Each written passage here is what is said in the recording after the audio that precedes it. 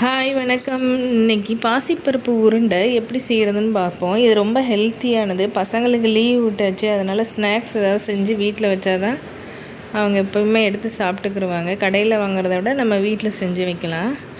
வாங்க ஹெல்த்தியான பாசிப்பருப்பு உருண்டை எப்படி செய்கிறதுன்னு பார்க்கலாம்.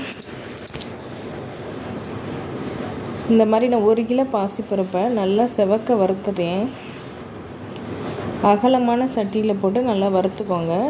கரெக்டாக நான் 1 கிலோ எடுத்துருக்கேன்.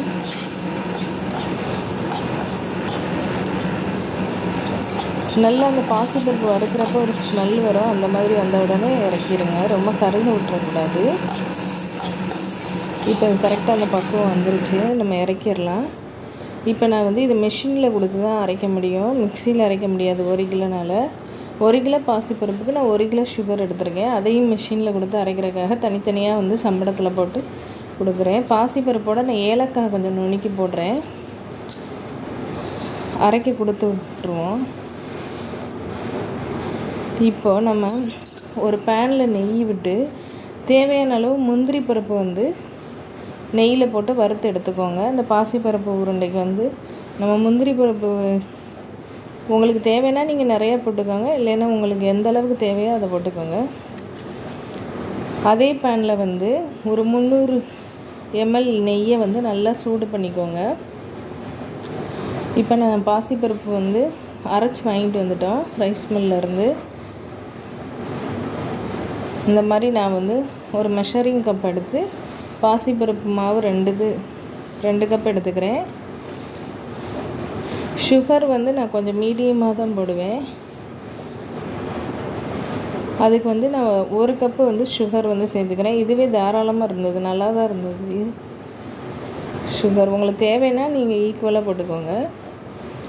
தேவையான அளவு முந்திரி பருப்பு போட்டு நம்ம நெய்யை சூடு பண்ணி வச்சுருக்கணும். கை பொறுக்கிற அளவுக்கு சூடு பண்ணி வச்சுருக்கணும்.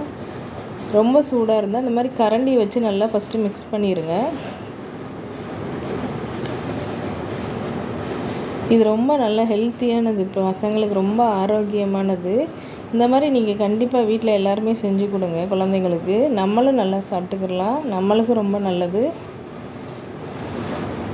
கொஞ்சம் கொஞ்சமாக ஒரு ஓரமாக நெய் ஊற்றி நல்லா சூடு பொறுக்கிற அளவுக்கு அந்த நெய்யை வச்சுக்கோங்க. ரொம்ப ஆறிடுச்சுனாலும் வராது.